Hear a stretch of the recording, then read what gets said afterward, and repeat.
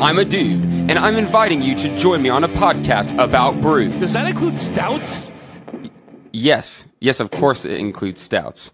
Like I was saying, join us every Saturday on the journey into... Wait a minute. Do you guys do anything about like IPAs? Yes, Stuff like that? yes, we do IPAs. Okay. Yes. Anyway, join us on the Journey into Comics Network for Brews with Dudes. Whoa, hey, have you guys ever... Do you care if I bring some Zima on? Yes, I care if you bring Zima. Zima doesn't count. Zima's... Dr. Dongo.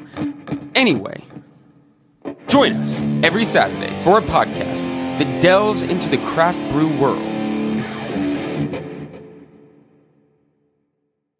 The following Journey into Comics. Journey into Comics. Journey into Comics. Journey into Comics. Journey into Comics. Journey into Comics. Network. Production.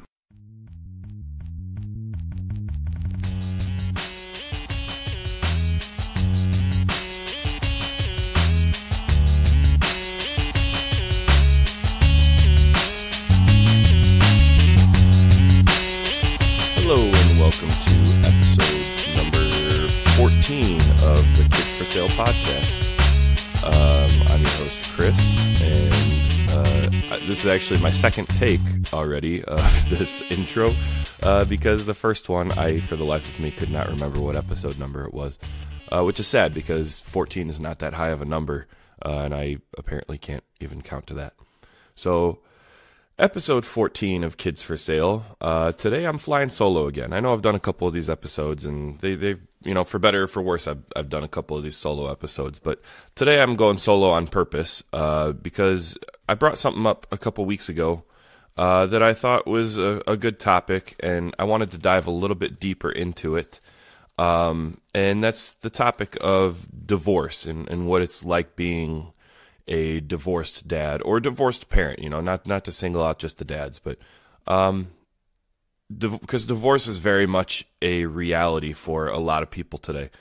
I don't know the statistics. I'm not going to try to throw statistics at you or anything, but there's a very high divorce percentage in this country in the world today. It's just the facts. That's the way things are. And along those same lines, there's a lot of people that, are having kids together even when they're not married, and then they don't stay together, but then the kid is in both of their lives still. And there's some people that have a kid that they raise by themselves. And, I can't give the perspective of a completely single parent because I've never been in that situation before. But today I wanted to give the perspective of a divorced dad, a divorced parent, somebody that I was married. We had 2 kids together, and we got divorced after the second kid. So going through that and watching the kids go through that was, and still is a lot of times, very difficult. In a lot of ways, there's a lot of different irons in the fire. I hate myself for saying that. It's not even a good term. But so anyway, to just start this episode off, I do want to say in the previous 13 episodes, I've tried to maintain a certain level of humor. And I mean, funny or not, if the episodes are funny or not, I don't know. But I feel like sometimes they are, and I try to make them fun and lighthearted and entertaining. But today, I'm not going to worry so much about the entertainment factor, and I just kind of want to discuss like the realities of things. If you're just going through a divorce, or if you have just been through a divorce, or if there's one pending, I would like to give you some perspective on what my experience was and what I believe to be a normal experience with that, and just things that I've found that make it easier. So this might not be a fun episode. This might not be a fun listen, but I'm hoping that everybody's able to take something out of it, because it's hard. It's very hard going through it. It's very hard seeing your kids go through it. And if there's anything that you can do to make it easier on them and easier on yourself, I'd like to help you do that. Just because I don't want anybody to have to go through what I went through and put my kids through. And, I make this sound all dark and depressing and sad. And it was a very dark time for a couple of years, but things have gotten so much better in my life in just a couple of years, Ashley and I have been married for going on a year now. I've been Scarlett's stepdad since we've been together, even though, not unofficially her stepdad. And so I've gained a third child. And my kids have adjusted well to things. And so, just know that no matter how serious this episode gets, there's light at the end of the tunnel, because things are so much better today than they were just a year ago. They're so much better today than they were 2 years ago, and especially so much better than they were 3 years ago, because my divorce was only finalized 2 years ago. And it's crazy to think how hard things were then and how much they've changed in that little amount of time. But anyway, so before I dive in and get way too serious, as I've done on every previous episode, I want to do a quick recap of the last couple of weeks and what we've been doing as a family, and what the kids have been up to. I talked about Mark started wrestling and basketball. He's got his first basketball game coming up this weekend, and so far that schedule hasn't been too crazy. He's supposed to have wrestling 3 days a week, basketball 2 days a week. And that includes his basketball games. He has got one basketball practice and one game a week, and then 3 nights of wrestling. But, and here's part of divorce is I had a discussion with his mom, because he's at her house during the week. I really don't have control over when he does and does not go to practice during the week, because it's on her time. But I do feel like the 3 nights of wrestling plus the 1 night of basketball practice and his basketball game, and then on Monday nights he's got tutoring. So that literally leaves him just Saturday is the only day that he has nothing on his schedule. And man, for an 8-year-old, that's a lot. That's a lot, and I think it's too much. So I talked to his mom, and I told her that I felt that 1 night a week of wrestling is enough for now, because the wrestling schedule that he's on, there are no meets that he has to attend. This is just like kind of a club at this point. He can go when he wants and learn what they're learning. And it's not mandatory that he makes every practice. So I said, how about until basketball's over, we just do 1 night a week, which I've already busted her out just this week. Even though we discussed it and we both kind of agreed that was best, I caught her this week. She brought him to wrestling twice, which, again, it's not the end of the world. As long as we don't start seeing his grades slipping, as long as he's getting his homework done. And the other thing too, one of the main concerns I had with forcing him to go to wrestling so many nights a week, plus basketball, plus tutoring, was I wasn't sure if he was going to enjoy wrestling at all.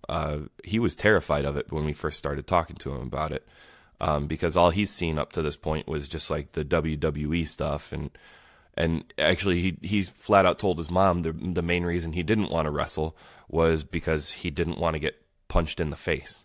That was what he told her. So he didn't understand the game at all. But now that he's been through a few practices, he actually loves it. I think he might like it more than he likes football. So, if he's enjoying it, he wants to go extra nights, whatever. It is what it is. But I'm still afraid of his grades slipping, because I think we may have discussed it already a little bit. His reading has fallen behind, which, years down the line, if he goes back and listens to the podcast, I hope, I'm putting his personal business on blast. And sorry, I'm just talking, bud, just talking. And nobody's going to remember this a week from now anyway. But his reading started falling behind. He wasn't up to his grade level reading. So we got him a tutor a couple months ago. He's been going to tutoring once a week for a couple months now, and it's done wonders so far. If any of you parents out there have kids that are struggling, and especially at Mark's age, the reading is so important. And now I know I've talked about this. Well, in case you missed the episode when I talked about this, because I don't even remember what episode I talked about this, but reading is so critical in his age, in second grade specifically. And I'm not saying that it's not important in kindergarten or first grade whenever they're actually learning the things, and not saying it's not important in later grades either. But second grade, we've already noticed, is a very steep drop-off. It's a very big tipping point, because this is the age when, he takes a test and he's expected to be able to read the instructions to himself, and he's expected to be able to read the questions to himself. So not just on his reading grades, not just reading books and stuff, but his social studies grades can fall behind. His math grades, even though math is just numbers, his math grades can fall behind because, if there's story problems, which a lot of this new math that I've seen is more story problems than just throwing numbers on a piece of paper, because the whole new math, which everybody seems to hate, and I know parents that are refusing to do it. The new math is the idea of it is to make it more relatable to the kids.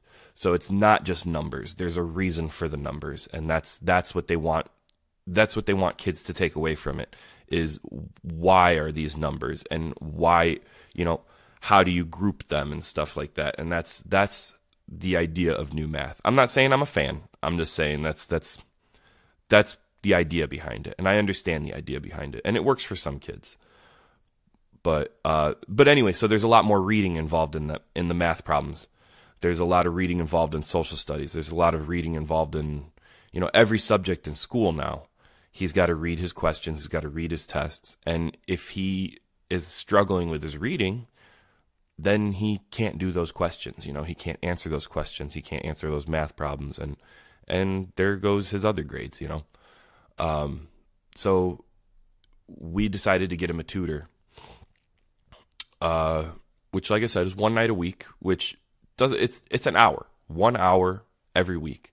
And you would be amazed just that small group, the small group forum that he does his tutoring in, has already brought his reading level up. So I don't know what the scale is called, but there's a letter scale of, in kindergarten, they read books that are A, B, and C level, and first grade is D, E, F. I don't know. I'm throwing the letters out there at random. I don't know what the levels really are, but I do know I had to sit down with his teacher, and she had told me that his reading level is supposed to, by the end of the school year, he should be at a reading level K or L. I want to say it was L. And technically he was supposed to have started the second grade at an H maybe. And when she had done his reading assessment, he was a couple letters behind that even. So he was at an F or a G or something. So he had gotten up to a good level by the end of last school year, but then over the summer, it fell behind again, and he actually backed himself up. But just in the couple months that he's been working with the tutor, he's already gone up to, I think he was reading a level J book at my house over the weekend, and he did fine with it. So his confidence is getting better, and he's wanting to push himself into more difficult books, and so if you've ever considered tutoring for your child for whatever reason, I can tell you firsthand it's worked for us, and I would recommend it. The tutor he has is I think she is a former school teacher or a substitute teacher or something, that had worked with second grade classes before. So it worked out for us finding the right tutor that was familiar with the curriculum, and my son's teacher emails his tutor about what they're working on in class, so she can kind of tailor the tutoring sessions more towards what he actually needs to work on. So it's worked out really nice. So I do recommend that. But oh god, I got way off the track now, and I don't even remember where I left off. Wrestling, basketball, tutoring. It's a lot. He's got 6 days a week that he's got stuff going on. So I think that's too much. For an 8-year-old, that's too much. But he's enjoying it so far. Haven't seen any of his grades slipping yet. Gonna keep an eye on that, though. We'll figure it out. The girls are not in any sports or anything for the winter, which part of me feels bad about that, but the other part of me is just incredibly thankful, because it was chaos having football and soccer every week, and then before that having baseball and t-ball and dance class, and it's just too much.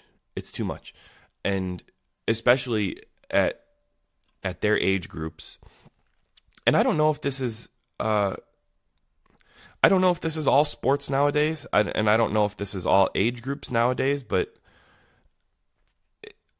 the parents sit and watch every practice for baseball, for football especially. The football parents, it was like a club, they all sat there and talked while they had football practice, and then dance class, the parents all sit at dance class and watch. And what happened to when I was a kid?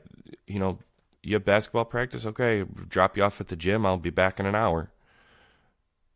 That would be kind of nice, because then I could go home, I could cook dinner, I could do whatever. But all the other parents are sitting there watching practice, and it's I don't want to be the only one, I don't want. Well, he's such a bad parent because he doesn't sit and watch. But is this the definition of helicopter parenting?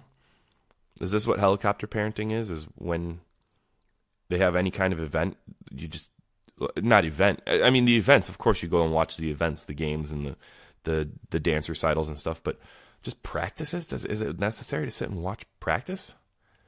I sat and watched football practice because I enjoyed seeing him develop. It was something. It was the first time he'd actually been excited about a game. We didn't have to talk him into it. And it was exciting for me, but by the end of the season, I didn't really. It was getting too hard. I didn't want to sit at the practices anymore. I didn't have time for it anymore. But man, all those other parents, just every single week they're there. I don't know. But yeah, the girls are not doing anything for the winter right now, which is nice.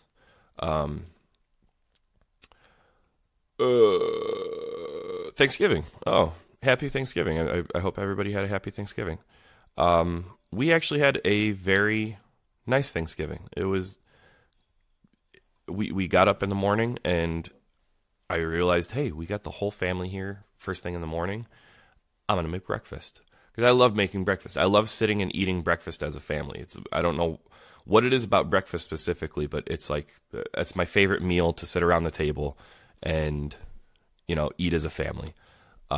So I made a bunch of pancakes. We call them Mark pancakes at my house, which is just a regular pancake recipe with a couple tablespoons of extra sugar in the batter.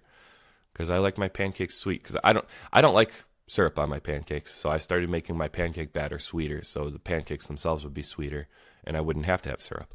And Mark apparently loves them that way, so they've become Mark pancakes. So we had Mark pancakes, and I made a couple of eggs, and we had some bacon and stuff, and we sat around and had breakfast, and then right after we finished breakfast, I was like, oh shit, it's Thanksgiving, and now we just filled ourselves up for the Thanksgiving dinner that we had at my dad's house. So by the time we got to my dad's, I was only able to eat a plate. And here's something parenting related for Thanksgiving. What the hell do your kids eat on Thanksgiving? Because my Mark only ate, I'm trying to think, he ate a slice of ham, he ate a couple of rolls, and and that may have been it.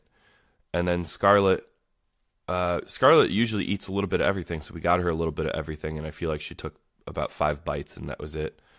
I got Livy a plate with a little bit of everything, but Livy was throwing a tantrum pretty early on, actually. Right before we started getting our plates together for dinner, she started throwing a tantrum, and she wouldn't come up and get anything on her plate, so I just made her a plate. And then she sat there for an hour on the couch pouting, and she wouldn't eat. So by the time she actually got to her food, it was cold, and I mean, she nibbled on it, but I don't know. What's so wrong with Thanksgiving dinner? Like, how could kids possibly not like just turkey and stuffing and mashed potatoes? That's the good stuff there, you know? It's not like it's something crazy that they need to be picky about. It's just turkey, you know? But what do your kids eat on Thanksgiving? What don't they eat? Are you one of the parents, you make your kid a plate, it's got 1 slice of turkey and like a small dollop of plain mashed potatoes with no gravy? What is it? What do your kids do? Because I know not every kid eats the Thanksgiving stuff. I know it's not just my kids.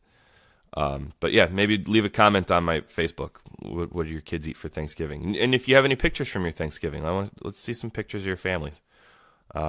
You know, nobody's sent me any pictures of their kids, and nobody's sent me stories about their kids yet.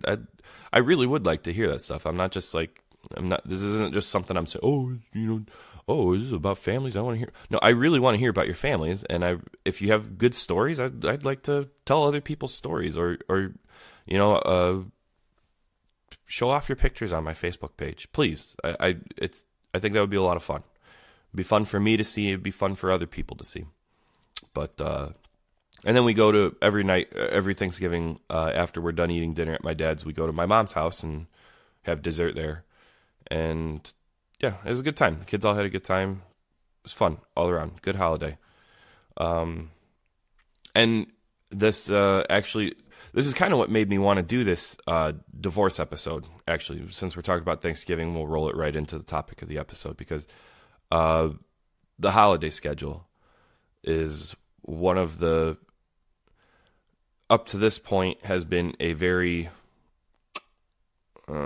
contentious subject with me and my ex. So I guess just to dive right in, when we got our divorce finalized, and actually before we even got it finalized, after our preliminary hearing, our custody arrangement was what they call the Indiana Parenting Time Guidelines minimum, which in the state of Indiana, I'm sure there's one for every state, but in the state of Indiana specifically, it spells out, the custodial parent, which custodial parent refers to the parent that the kids primarily live with, who is primarily responsible for them on a day-to-day basis. That's the custodial parent. And the non-custodial parent would, in this case, be me, because they live with my ex.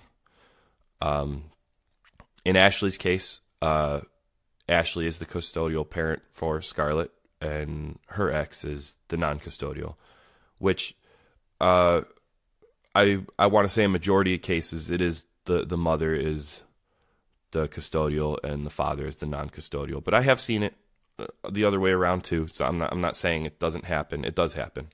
I just feel like it's a little more rare, especially in a traditional conservative state like Indiana. It's more, they always lean a lot more on, it's more important for the mother to be with the kids, and that's not always true. Sometimes it goes the other way. Actually, Ashley and I are friends with a couple that I'm not going to name names or anything, and I'm not going to give their specific situation, but our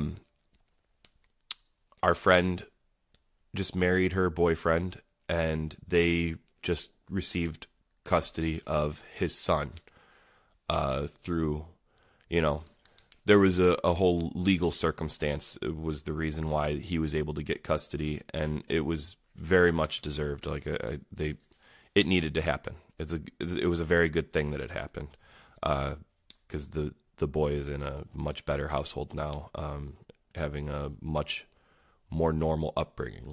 We'll leave it at that, because I don't want to call anybody's business out without their permission. So, anyway, so I am the non-custodial parent in this case, and under Indiana parenting time guidelines, that means that I receive every other weekend. They come and stay at my house, which starting tonight actually is my weekend. They stay at my house Friday night. It's supposed to be from 6 o'clock Friday night till 6 o'clock Sunday night. That's the legal definition of it. But, the times are subject to change. We change the times. My ex works until like 4:30 every night, so for her to come home and want to spend an hour with the kids is, I mean, sometimes it happens that way. Sometimes I'll be working late or something, but most of the time she just says, hey, if you want to get them right after school, that's fine. And then they'll go back to her house. Since she lets me have them a little bit early, I'll let her pick them up, at 5 o'clock or something on Sunday instead of 6 o'clock. We usually try to work around each other's schedules in that regard. But then holidays are also spelled out. There's an entire section in the guidelines that define the holidays and how they are divided up. One parent gets New Year's Eve. One parent gets... Actually, I don't even remember if New Year's Eve is in the guidelines or not. But, 4th of July is spelled out. Thanksgiving, Labor Day, spring break, fall break at school. All that stuff is all spelled out in the guidelines, and it says on this year, the custodial parent gets these holidays, and on this year, the non-custodial parent gets these holidays. I got Thanksgiving this year, which means that after this weekend, I will have had my kids 3 weekends in a row, which is actually, it's pretty rare, because I only get them every other weekend. But since Thanksgiving was my holiday and it fell on a weekend that I don't normally have them, I got them for the third weekend. I got them for that weekend also, the whole weekend, from Wednesday night to Sunday night. But then Christmas, technically Christmas is supposed to be like, she's supposed to get them from the time they wake up until noon, and then my allotted time on Christmas is noon to 9, and then she gets them back. And because she gets them the first half of winter break, I get them the second half of winter break, which my half of winter break doesn't start until the weekend after Christmas, and then I get them for a week until they go back to school. I know I'm getting too technical about it, and this is probably not very exciting to listen to, but I mean, this is I guess this, if you have not dealt with this before, this is what it's like. This is really what it's like, is you have to go through this damn schedule every year and, mark down on your calendar, okay, this holiday's mine, this holiday's not mine. This, this part of break is mine, this part of break is not mine. And then summer vacation, when they're off of school for summer vacation, she gets half of that and I get half of that. And technically, I think the choice is mine. It's just worked out the last couple of years where I've gotten them the second half of the break anyway. But I think technically I'm supposed to be able to pick, do I get them the first half of summer break or the second half of summer break? But there's a deadline. I have to let her know by April or something which half of break I want, or she just gets to pick by default. And then let's see, what else I also get 1 weeknight visitation a week, which it's a little degrading to an extent that they call it visitation. Doesn't that sound like you're visiting someone in jail? Like there's something so horribly wrong with our situation that they have to just visit me. Like, you know, I'm their fucking dad. You know, they're not visiting me. They're spending quality time with their father. I've always hated that word in the guidelines. It pisses me off to this day. Everything, realistically, everything about the parenting time guidelines pisses me off, just because it's meant for people with problems. You know, people that have demonstrated that they are not good parents, or that they are unfit. You know, it's supposed to be like the minimum of worst case scenario. You deserve at least this much time with your kids, which, you know, not to get into the nitty gritty of things and how we ended up this way or anything, but I don't deserve the minimum.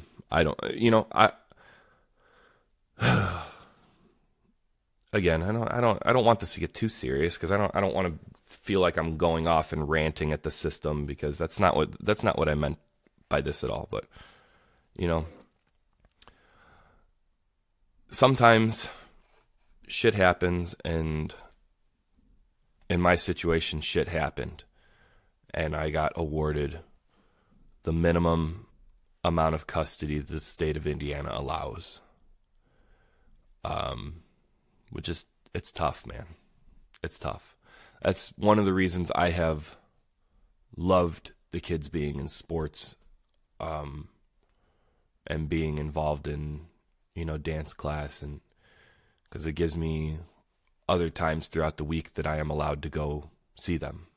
You know, she can't stop me from coming, and she hasn't tried to. I don't. She hasn't tried to stop me from going to practice. She's not trying to, you know, keep the kids hidden from me or anything.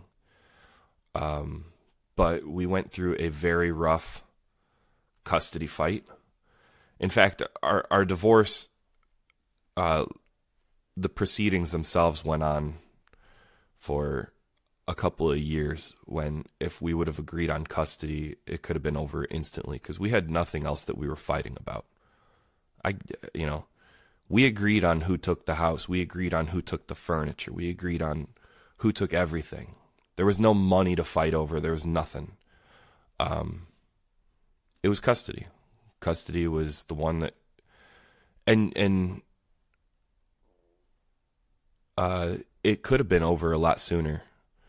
But unfortunately, lawyers, you know, they're sharks. You know, they smell the blood in the water, because that's the custody battles are. That's a big profit for divorce lawyers, is custody battles, because that's just more time that they get to quote unquote fight for you, and more time they can charge you for. So the longer you don't agree on custody or whatever, the more they can bill you for it. And unfortunately, we both had shark shit. I hated our lawyers, both of them. My lawyer was awful. Her lawyer was a dick. And they milked as much money out of both of us as they could. And otherwise, it could have been over earlier, and maybe things would have gone better.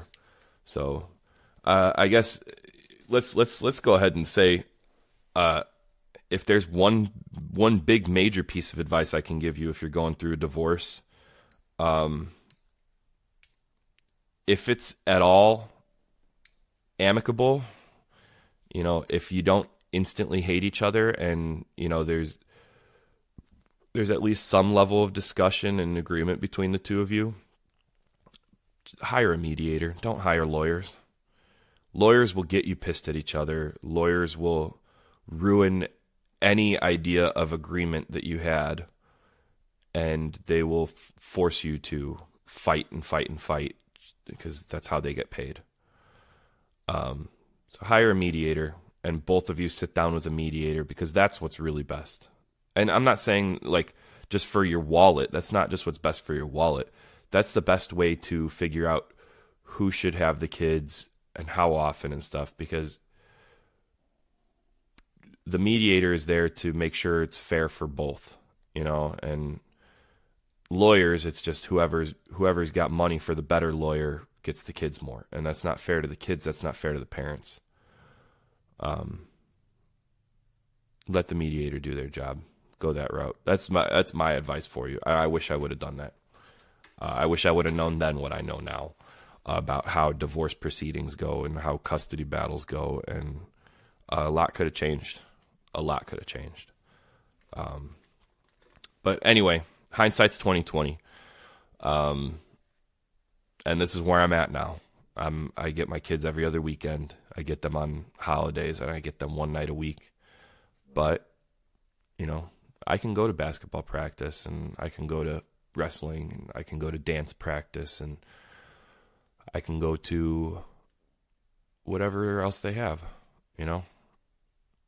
So that's one good thing about them being signed up for that stuff is it's a safe, neutral place for both parents to, be able to sit. And at football practices, it's not like I sat right next to my ex and was best friends and chit-chatting with her or anything, but, we sat right near each other, and we had the same couple of people that we were friends with at practices, and we all sat in a group and kind of talked and got along, So, sometimes just having that neutral ground in the middle is a good way to kind of get along with your ex for the sake of the kids, That was a good place for me to bring things up, like if I wanted to take them for an extra day or something, I could talk to her face to face and say, hey, I have this going on. Would this be okay? And since, like I said, it's neutral ground, it was rarely ever a fight, Texting is where the fighting happens. Because you don't know the context of the text. You don't know the tone of the text. So since it's your ex, someone that you just kind of by default don't like, no matter what the text is, you read it in a snarky, shitty tone, and whatever it is becomes an argument. Like, for instance, I told my ex that I would buy Mark some new basketball shoes, and I didn't buy them right away because I'm broke right now. I was waiting for a paycheck to come in. And she texted me a couple days later and said, did you buy the basketball shoes yet? Which I can read that a variety of ways, I can read that as, hey, did you have a chance to buy the basketball shoes yet? But instead, my default reaction was, did you buy the basketball shoes yet? Because that's how I imagined her saying it, which reality, probably not true. It's probably not how she meant it, but it almost became a fight right then and there because I thought she was hounding me and blah, blah, blah, blah. Fuck, well, this isn't about kids. I guess kind of it is, but I mean that's the way I see things. I think texting is a very bad medium to be talking to your ex. When it comes to things with the kids, talk to them face to face, or at least give them a phone call. I hate phone calls. I hate them. I hate calling anybody. I hate talking on the phone with anybody. I get a huge deal of anxiety over being on the phone. So sometimes she calls me to straighten things out, and I get really annoyed being on the phone because I don't want to be on the phone, and I don't want to be on the phone with her. And I would say it's nothing against her, but it kind of is. I mean, it's uncomfortable being on the phone with her. It's not like, I mean, she knows if she's listening to this, or if anybody tells her about this, she knows we've had our disagreements. Obviously, we are divorced. There's a reason. There's a reason it's uncomfortable for me to be on the phone with her. And I don't want to do it. I don't want to be on the phone with her. But she calls me to straighten things out, and then I'm the asshole because I'm like, okay, yeah, whatever. And most of the time, she's actually pretty pleasant on the phone. She just wants to iron things out, but I just don't want to be on the phone. So face-to-face is the best time to do it, which is like, I don't know. I'm getting off the rails again. I don't know. I don't even know what I'm talking about anymore. Don't text your ex about stuff for the kids. They're reading it like you're yelling at them. when they text you back, you're reading it like they're yelling at you, and it's never gonna get solved that way. Never. At least talk to them. Don't text them. That's another big thing. Hire a mediator. Don't text your ex. Bad stuff. It's all bad stuff. Let's see what else is going on. I talked about it a couple weeks ago. I got to volunteer for Mark's Halloween party, and that was a soft spot for me, because, like I said, I just got treated like, I don't know, like I wasn't supposed to be there, and it was an incredible thing that the dad's there. Oh my God, it's crazy. And I hate that. I still hate that attitude about it. It's not like people are like, oh, you shouldn't be here or anything. It's usually like, oh wow, what a great dad you are for coming to, and it shouldn't be that way. I know that's a nice thing, that they're like a nice point of view. They're not saying anything negative about me, but it's very backhanded. As I said a couple weeks ago, it's backhanded and it's demeaning, and it's makes me feel like dads are less important in the day-to-day. I mean, everything about my divorce proceeding has made me believe that dads are viewed as less important than the moms are. And I don't know. I know the moms would agree with that. Most moms. I'm not saying all moms. Like Ashley always tells me that, you know, because I talk to her about this all the time, about how insulting it is that I'm treated like, you know, the way they treat dads, just, oh, you know, well, if dad can't do it, at least mom can, kind of thing. Which by the way, I'm not, for once, I'm actually not crying. I got a little bit of a stuffy nose, so I'm not sitting here sniffling or anything, but Ashley always likes to remind me that I'm not like most dads. She doesn't think, anyway. She thinks most dads are, you know, I don't know. I don't know how to say this without insulting a great number of dads out there, but she even views dads as like, you know, mom will do it first, and if mom, you know, if dad can get around to it, he will, kind of thing. I don't like that she sees it that way. I mean, I like that she thinks that I'm special. I like that she thinks that I'm a good dad. I'm an exceptional dad for some reason, but it's just, to me, still, I don't like the idea that most people out there think that dads they deserve less, or they deserve to be treated. I don't know. I don't even know what the hell I'm trying to say. Do you get it though, right? Do you get what I'm saying? I'll wait for you to answer.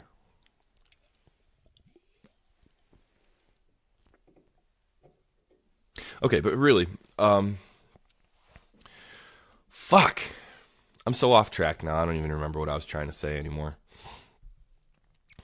I started talking about the holiday schedule because I wanted to talk about Christmas and how the last couple of years, even when the rest of the year was going okay, and me and my ex were agreeing on, you know, what the kids are doing here, and when the blah blah blah, Christmas is always like that's the one time a year that we can really have a good fight. Is over Christmas, because obviously who doesn't want their kids on Christmas morning? Who doesn't want to spend Christmas Day with their kids? It's like the perfect day of the year to spend with your kids. It's, you know, seeing them open presents, and it's about the happiest you can make your kid all year. You know what I mean? In a normal year. There's other things obviously you can do to make them happier than Christmas morning, but fucking every kid loves Christmas. They look forward to it, and the excitement is something that no parent wants to miss. So, yeah, Christmas has been a big fight the last couple of years, and I have a feeling any of you divorced parents, Christmas is probably a big fight for you too. Even though the guidelines specifically spell out custodial parent gets them from this time to this time, and the non-custodial parent gets them from this time to this time. What sucks for us is that, like I said, I am the non-custodial parent for my kids, but Ashley is the custodial parent for Scarlett. So technically, no matter what, our holidays with my kids are supposed to be complete opposite from the holidays with Scarlett. Luckily for her, luckily for Ashley, I should say, a lot of times she's able to just say, hey, I need to have Scarlett from this time to this time. And Scarlett's dad is usually, he usually, okay, well, I'll take her then. I'll take her for this time instead then. Which is crazy because, I don't know. I think, I don't know. Without getting into why that is, it just works out that way a lot of times. But Christmas is like the time when it's really hard trying to figure out the best time for us to have Scarlett and my kids at the same time. So, so Santa only has to come to our house once because we don't want Scarlett to have to open her presents by herself. And we don't want her to sit there and, I don't know. You get what I'm saying. We want all three of the kids there to open their gifts from Santa at the same time. And that's hard to do. This year worked out because Ashley and I are both on call for Christmas. So we are going to have Santa come a day early. And we're going to try to get my kids to come over the night before Christmas Eve. We'll have them all day Christmas Eve, and then my ex can have the kids back, Christmas Eve night into Christmas Day, and then all day Christmas because I'm on call anyway. So, which technically she has not agreed to that yet, because she has to wait and see what her family's schedule is. But I have a feeling that's going to be okay because I'm giving up my rights to all of my Christmas hours, just so I can have Christmas Eve instead. I feel like that's a fair deal. But I guess I'll update you in a couple weeks and let you know if that is a fair enough deal or not, or if I had to fight about it again. Trying to think of where else to go. The main thing I wanted to talk about with this whole divorce episode was the holiday schedule and how difficult it can be. And realistically, no matter how bad the situation is, no matter how bad you hate each other, obviously, I shouldn't have to say this, but the best thing you can do is never, ever, ever let your kids know that you're fighting with their other parent. Never let them know that you dislike the other parent or whatever the case may be. That's awful. That's awful. Don't fight in front of your kids, and don't,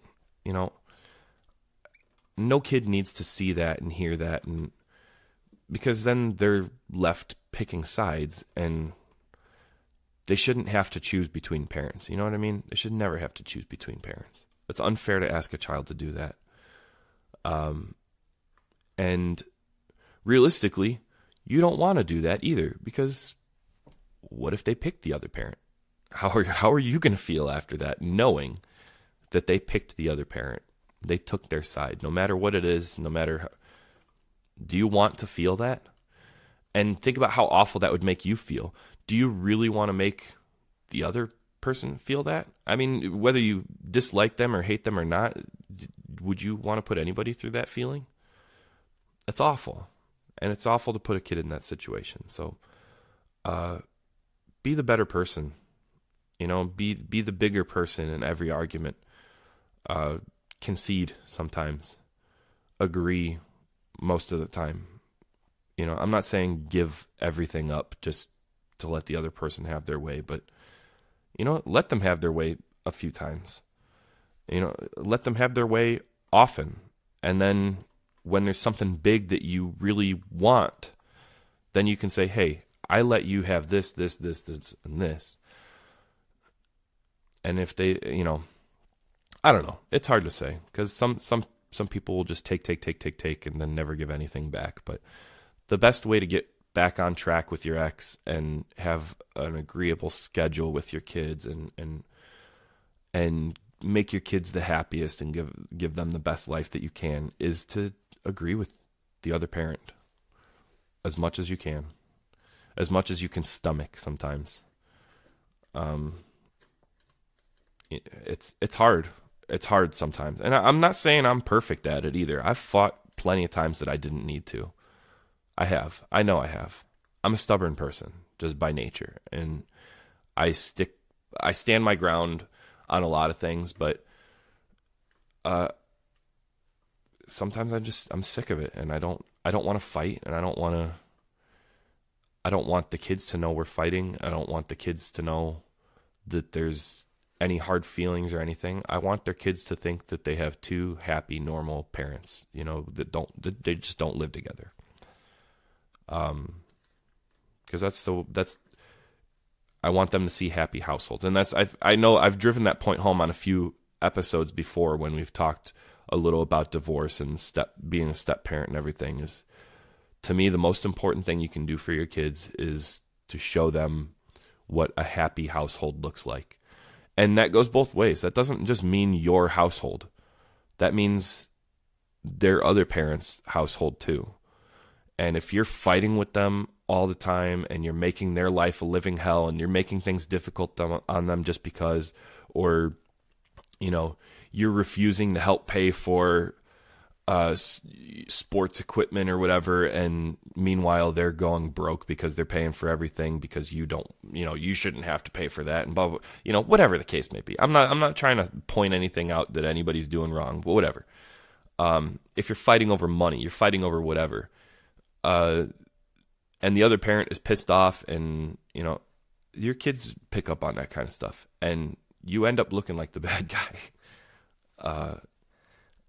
I know somebody very close that's going through a divorce right now, and the dad is refusing, even though she doesn't have a very big income and she literally can't pay for anything for the kids right now.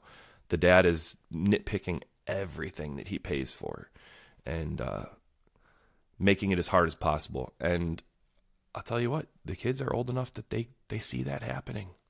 And they're going to resent it. Whether they do right now or not, they are going to resent it. And that's something to keep in mind. Don't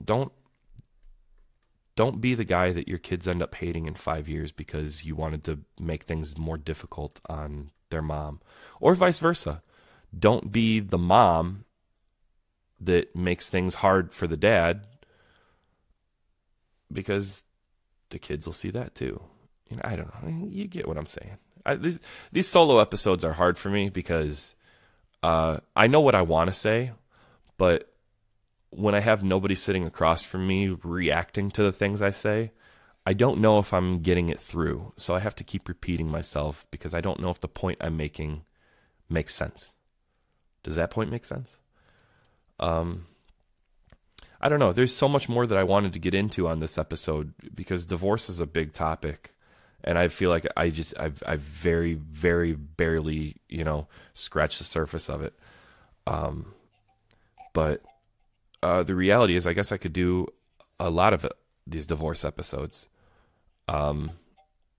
because there's a lot of different aspects of divorce, and I don't know. Like I said, I know this has all been like negative and. Oh, don't do this, don't do that, don't do this. This sucks, this is hard, blah, blah, blah, blah. But, and these are very fresh wounds for me still, a lot of this stuff still hurts to this day. Knowing that I only get my kids every other weekend hurts a lot. And knowing that probably won't change for a couple of years because I don't have money for a lawyer to change that situation. The only way I'm going to be able to change that situation is to get along with their mom and, to the point where finally I'll be able to just say to her one day, hey, can I have the kids for this whole week? Or can I take the kids for an extra weekend? Or can I, and, you know, since we've been getting along, maybe she'll just say, yeah, that's fine. We can do that. That's the dream right now. You know, that's where I hope this goes. And it might go that way. It could go that way very soon. Who knows? A lot of the animosity from the beginning of our divorce is gone, and we've worked our way through that, or at least just put it behind us. And we are able to be civil about a lot of things now. There's certain things that still get on my nerves and certain things that still get on her nerves, but for the most part, we agree a lot of the time. And that's the point I wanted to get to. That's what I wanted to reach, because I know that going back to court, I'm not going to stand very much, unless I hire a really good, expensive lawyer. I'm not going to do very good in court. It's just the way things go. I didn't do good in court last time. And yeah, my lawyer sucked. That had a lot to do with it, but it also is just the way things went in that courthouse. I'm not going to say every courthouse, but in the courthouse that we had our divorce in, dads don't do well. Because they see a lot of cases where, you know, the parents split and the dad refuses to pay child support. The dad never goes and picks up his kids. They see that stuff. I'm not saying that stuff happens. That's reality. I'm not saying moms don't do that too, but in the area that I live in, most of the time it's delinquent and deadbeat dads. So the courts see that, and it hurts those of us that are trying to do our best, you know? I don't know. I keep getting into this like way too serious, and I don't want to get that far into it. But I guess, I don't know. The big takeaways from this episode: hire a mediator, don't hire lawyers. Mediators force you to resolve things. Lawyers want you to fight. What else did I say? Don't text. Unless it's simple stuff like, hey, what day are you getting the kids this week? Or, hey, you know, blah, blah, blah, blah, blah. You know, Mark has basketball practice Wednesday, don't forget, blah, blah, blah. That kind of stuff. That's easy. But when it comes to stuff that, like, you're asking a favor or you know, money is coming up especially, that's a big one too. Talk to them in person. It's so much easier when you can see each other and you can read the tone of the conversation instead of just seeing text on a screen. It's a lot easier to not get into a giant argument. I can't tell you how many fights me and my ex had been through, all because I misread the tone of her text or vice versa. And going back and looking at those conversations and seeing, like, you know, I could have been nicer here, or you know, I probably read that wrong. So many conversations like that. And you know, this isn't just about like your kids either. Okay, let's break away from kids for a second. I know this is the Kids for Sale podcast, but even with your wife or your husband or your boyfriend or girlfriend, your significant other, your sisters, brothers, your family, whoever, never just assume texts are snarky, shitty. Maybe that's just my paranoia. Maybe nobody else reads texts in that way. Maybe nobody else reads them as shitty, like attacking messages. But like I feel that all the time when I'm reading. Maybe I just I text shitty people. I don't know. Betsy especially. Betsy's always shitty over text. That's why I'm surprised she came in and she was pleasant on my podcast last week. But I'm just joking. Me and Betsy get along 99% of the time. But yeah, real conversations are so much better than texting if it can turn into an argument. Fuck, that's such a stupid point. I don't want to walk away on that one. That's so dumb. What can I walk away on? I don't know. I'm approaching my hour right now, and I don't know. Did I mention how fried my brain is? I'm on call this week at work, and I've gotten called out every night this week, like until 2 a.m. I didn't get home from work last night until. Actually, I was home from work last night about 12:30. But the night before, I didn't get home till 4:30. The night before, I wasn't home till like 3 or 4. It sucks. My brain's fried. I can't even think. I'm surprised I made it to an hour so fast because I was able to keep talking and rambling. And is anybody still here? For real though, I'm sorry this episode was such a shift in tone from my previous episodes. Like I said, I try to keep this show fun and lighthearted and stuff, but nothing about divorce is fun and lighthearted. And since this is a parenting podcast,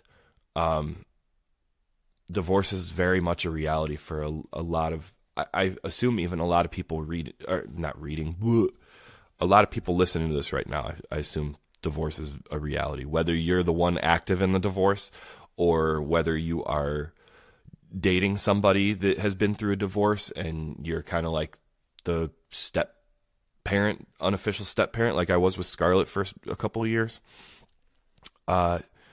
You're part of that divorce now. You know, I'm not saying you're the cause of it, or I don't mean that. I just mean like that divorce is part of your reality now. And, I know I don't have to tell you that because you see it. There's no way to avoid it. It's a very real thing, and it's not happy. It's never happy. So that's why I didn't want to make this too lighthearted and like try to play like, oh, divorce is not that bad. It's bad. It's bad. But like I said early on in the episode, the light at the end of the tunnel is as angry as I got over some of the things I talked about today, and as upsetting as some of the things I talked about today are, for me personally, and if I'm sure some of you have gone through similar things,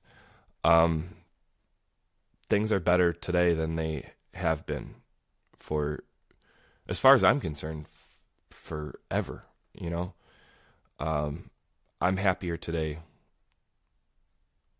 now that I've moved on with my life, and Ashley and I are very happy together, and we are able to kind of channel our happiness into giving the kids a good, happy household to live in too. You know, they love coming over here. They love, you know, every night I call my kids every night before bed, every single night. Well, I'm not going to say I haven't missed a couple of nights, like when I was at work, or, you know, time gets away from me sometimes, and by the time I go to call them, they're already in bed. But I FaceTime my kids every night.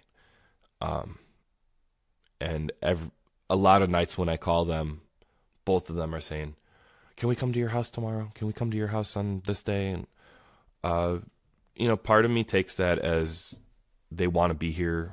You know, I wish they were here more, but the other part of me just loves the fact that they look forward to it. That means I'm doing something right. You know, I'm giving them something to look forward to when they come to my house. Even though it's not like we go and do crazy stuff every weekend, that it's always an adventure when they come here or anything. And sometimes it's just, they just come and sit on the couch and watch TV, normal kid stuff, you know.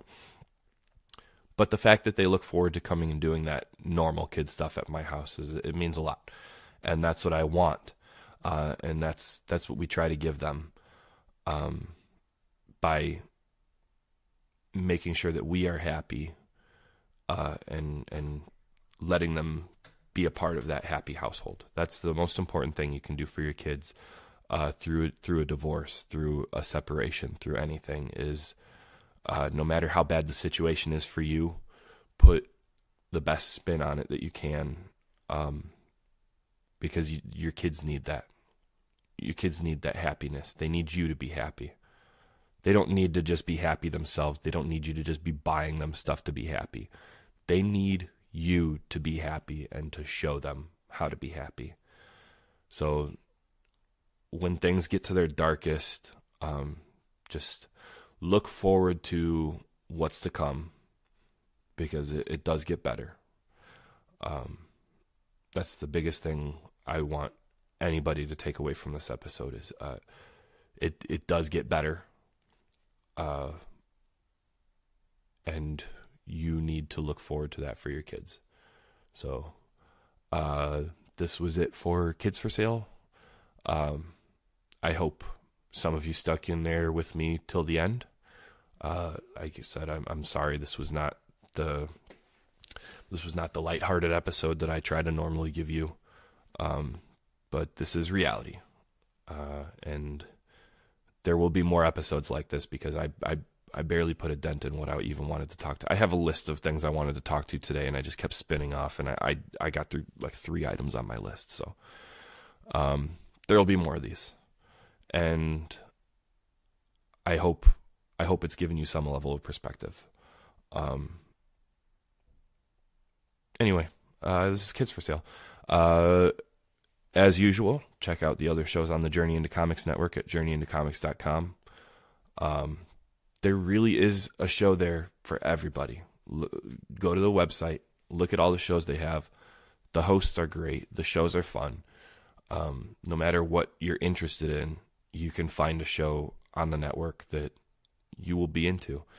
And if you give a couple dollars to the Patreon, you can get early access to episodes of those shows, and there's some special episodes that'll come out that are only available to Patreon members, and you're helping support the network, because this stuff is not free. Recording these podcasts is not free.